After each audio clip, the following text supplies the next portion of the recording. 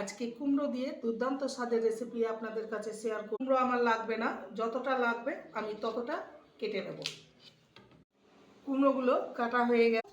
এবার একটা ছিদ্রযুক্ত থালা দিয়ে দিলাম, ধুয়ে রাখা, এর মধ্যে দিয়ে ভাপিয়ে নেব।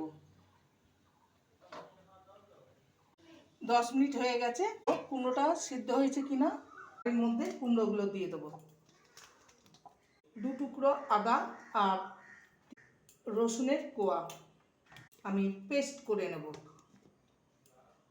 আতপ চাল দিয়ে দেবো, পেস্ট করে নেব।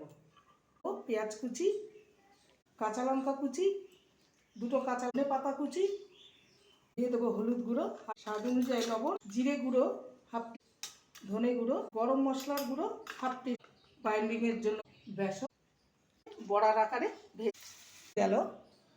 কুমড়োর বড়া